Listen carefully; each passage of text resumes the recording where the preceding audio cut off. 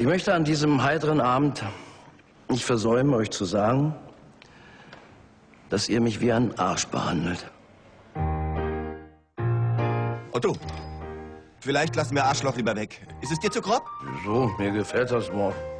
Du bist übrigens auch ein Arschloch.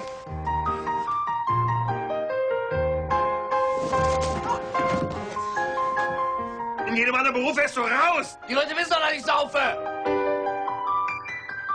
Was sagt er? Der Produzent will, dass du doppelt drehst.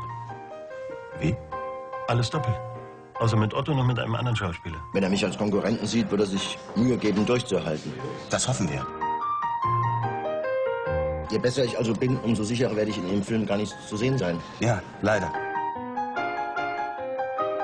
Weißt du, dass ich die in den Film gebracht habe? Vielleicht machen wir alles nochmal, habe ich gedacht.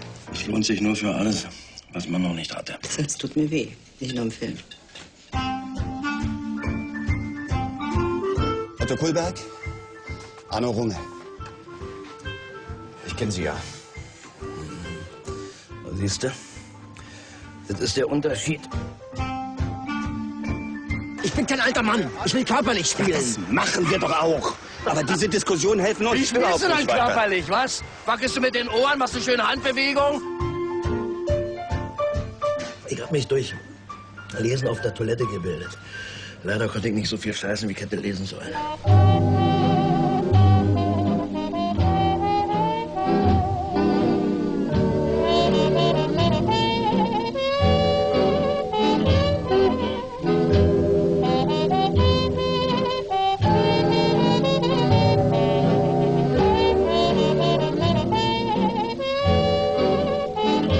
Müsste das nicht gefährlicher aussehen?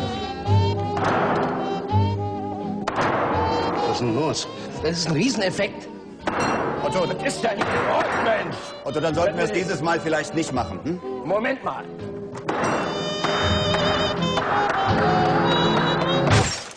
Aus, aus, aus.